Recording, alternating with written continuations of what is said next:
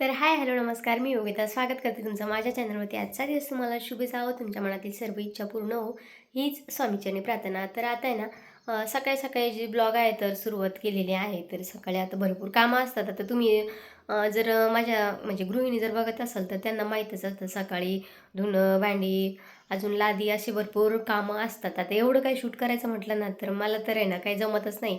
मी रेसिपीचे video जर shoot करायचं म्हटलं ना मला, की मी आता करेल. पण तेही माझ्याकडनं शक्यच होत नाही. कारण सकाळी एवढी घाई-गडबड असते ना, कोणतं काम करायचं आणि कोणतं सोडायचं. तर त्याच्यामुळे ते मला ना शक्यच होत नाही. तर मला पण वाटतं बरं का रेसिपीचे व्हिडिओ शूट करावं. पण कॅमेरे पकडायला पण कोण नसतं आणि जर आपण ट्रायपॉडला कॅमेरा लावला, तर तो वेळेत बंद करायचा, चालू करायचा. मग टिफिनला वेळ होऊन जातो. कारण 7:30 पावणे 8ला मुलांना मुलांना जे आहे ते शाळेत जावं लागतं. तर चला आता आहे ना, आता प्रत्येक गृहिणीची म्हणजे मीच एकटी काय धावपळ करत नाही, प्रत्येकाचीच असते बरं का. तर चला आता आहे ना, मी दिवसभराचं थोडंफार जेवढं काही कामं करेल ते तुम्हाला मी दाखवणार आहे. तर आता आहे ना, ऊन म्हणजे आहे ना, तुम्हाला सांगते म्हणजे 3 दिवसानंतर आज सूर्यनारायणाचं दर्शन झालेलं आहे. तर चला तुम्हाला ऊन कसं पडलेलं आहे ते दाखवते.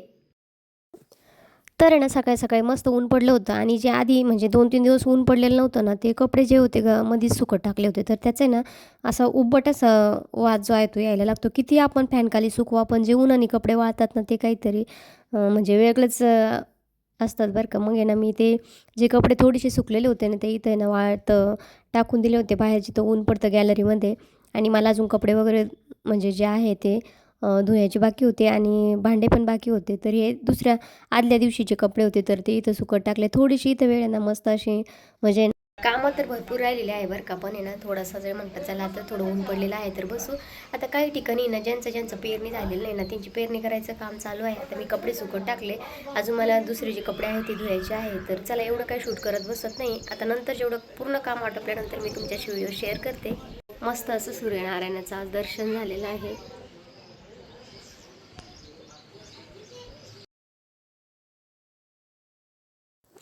तर आता ना सर्व काम आटपून झाले होते. भांडे वगैरे पण धुवून झाले होते. आणि इथे ना तुम्ही बघू शकता मला जे आहे ना ते ब्लाऊज कट करायला घेतलं होतं. आता मुली शाळेत गेल्यानंतर आहे ना मग माझा जो टाईम असतो ना तो मी ह्या कामासाठी देत असते. तर इथंही कधी-कधी ना माझं टेप कुठं असतो तर कातर कुठं असते तर खडू तर लवकर भेटतच नाही. आज तर भेटलाच नव्हता. शेवटी जो मुलींचा कॅच पेन असतो ना त्याने मी जे आहे ते करून घेतलं होतं. तर कोणाकोणाचं असं होतं मला नक्की सांगा बरं का. तर इथं सर्व सामान एकखट्टी मी करून म्हणजे गोळा केलं आणि मग ब्लाऊज जे आहे ते टिच करायला घेतलं. तर बघा इथे ना म्हणजे ब्लाऊज शिवण्यापासून म्हणजे कापण्यापासून ते शिवण्यापर्यंत खूप मेहनत असते बरं का. जसं डॉक्टर ऑपरेशन करताना तसंच आपल्याला या पिसांचं जे आहे ते ऑपरेशन करावं लागतं. कोणता कुठं ठेवायचा, कोणता पार्ट कसा जोडायचा, काय असं चालूच असतं. तर बघा इथे ना जो पीस आहे ना त्याला कुठं कसा बसेल ते बघावं लागतं. मेजरमेंट घ्यावं लागतं. उलट-सुलट लवकर बाजू जी आहे ती कळत नव्हती. तर इथूनच जे आहे ती टेलरची सुरुवात होते. आता काही जण म्हणतात की जे कमी शिकलेले असतात तेच टेलरी काम करतात. म्हणजे कमी शिकलेल्याचा आणि याचा काही प्रश्न नसतो बरं का. याच्यासाठी पण खूप जे आहे ते म्हणजे डोकं लावावं लागतं. कोणता पार्ट कुठं ठेवायचा, कुठं बसलं पाहिजे, कुठं काय झालं पाहिजे. तर अशा पद्धतीने जे मेजरमेंट घ्यावं लागतं. आणि माझ्या रुटीनमधला हा महत्त्वाचा एक भाग आहे टेलर काम. तर बऱ्यापैकी मी म्हणजे टेलरिंगचं जे आहे ते कधी-कधी कस्टमरचं घेते, कधी स्वतः. तर मला आता आरूसाठी ना जो आषाढी वारी आहे ना त्याच्यासाठी ड्रेस शिवायचा आहे. तर शिवला तर नक्कीच तुमच्याशी मी जो व्हिडिओ आहे तो शेअर करेल. पाऊस जर पडला तर नाही कट करणं होणार. जर पाऊस नाही आला तर नक्कीच मी जो आहे तो शिवणार आहे. तर इथं फायनली आता आहे ना ब्लाऊज जे आहे ते टिच करायला बसले होते. कटिंग करून झालं होतं. आता मुली येईपर्यंत जेवढं होईल तेवढं मला इथं टिच करून घ्यायचं होतं. तर बघा आणि इथे ना म्हणजे तरी 3 वाजले होते. मुली आल्याच होत्या. तर त्यांना चहा वगैरे करायचा असतो, त्यांना नाश्त्याला द्यायचं असतं. तर तोपर्यंत जेवढं होईल तेवढं मी इथे शिवत असते. आता पुढचा भाग जो आहे तो जोडून झाला होता आणि इथे ना शेजारी काम चालू आहे त्याच्यामुळे आवाज येतो ना त्याच्यामुळे मला व्हॉईस ओव्हर करावं लागत आहे. तर इथं बघू शकता तुम्ही आता आहे ना बऱ्यापैकी आपला ब्लाऊज पण टीच झाला होता आणि त्याच्यानंतर आता आहे ना आपण पुढल्या कामाला सुरुवात करायची आहे. तर चला. तर चला फायनली ब्लाऊज जो आहे तो रेडी झालेला आहे. तर आहे ना तुम्हाला माहिती आहे का शिवत असताना ना किती वेळा जो मशीन आहे ती दोरा तोडते, कधी काय तर कधी काय खूप काही जे आहे त्या अडचणी येत असतात. तर बघा दिवसभर पण आहे ना वेळ कुठं निघून जातो कळत नाही आणि माणूस एक स्वतःला व्यस्त राहतं. बाकीचे विचार जे आहेत ते डोक्यात येत नाही आणि 4 पैसे पण आपल्याला भेटतात. तर त्याच्यामुळं टेलरिंग काम तर साईड बिझनेस म्हणून खरंच खूप चांगला आहे बरं का. फक्त त्याला करणारा जो आहे तो मजबूर पाहिजे. कंटाळा येऊन चालत नाही. तर आता संध्याकाळची वेळ झालेली आहे. मस्त असं शेवग्याच्या शेंगाची भाजी केली होती आणि इथं पीठ जे आहे ते भिजून ठेवलं होतं. तर तोपर्यंत मला मुलींच्या शाळेतील जे टिफिन आहे ते घासायचे होते आणि त्यांचा कोणाचं टिफिन किती बाकी होता, कोण किती पाणी पिलं, काय त्यावर त्यांना लेक्चरबाजी माझी चालू असते की आज कोणी काय खाल्लं नाही, कोणी काय केलं.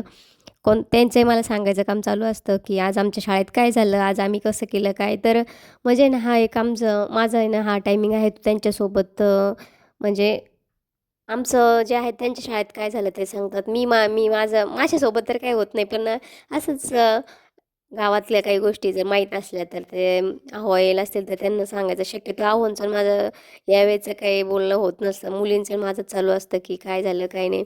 तर आता संध्याकाळ झालेली होती, दिवाबत्ती पण झालेली आहे आणि आता इथं मी जे आहे ते त्यांचे टिफिन वगैरे घासून घेते. म्हणजे कसं संध्याकाळचं जे आहे ना खूप जे आहे तो पसार पडतो. मग स्वयंपाक होईपर्यंत ना एवढे जे टिफिन वगैरे आवरून घेतलं का मग नंतरची जी भांडी आहेत ती कमी होतात आणि जेवण झाल्यानंतर तर खरंच मला खूप कंटाळा येतो. त्याच्यामुळे मग जेवढं काम आधीच आटपता येईल तेवढं मी आटपून घेते. आता इथं दिवाबत्ती पण झाली होती, स्वयंपाकाची तयारी झाली होती. तर चला पटपट अशी भांडे घासून घेते आणि खरंच म्हणजे प्रत्येक जी गोष्ट आहे ती तुमच्याशी शेअर करणं होत नाही बरं का. तर आता डायरेक्टली जेवण वगैरे झाले, किचन क्लीन केलं तेव्हाचा हा व्हिडिओ मी तुमच्याशी शेअर करते आहे, तर बघू शकता. आणि चला आता 10 वाजलेले आहे. बघा आता संध्याकाळचे 10 वाजलेले आहे. मला आहे ना ब्लाऊज कट करायचं होतं हे आणि अस्तर भेटत नव्हतं. अस्तर आणलेलं आहे, पण आता आहे ना वेळ खूप होईल आणि सकाळी पण लवकर उठायचं आहे. तर त्यामुळं आजचा व्हिडिओ इथंच संपवते. व्हिडिओ आवडल्यास लाईक, शेअर, सबस्क्राईब करायला अजिबात विसरू नका. व्हिडिओ बघितल्याबद्दल धन्यवाद. जय जय जाऊ, जय शिवराय. Good night.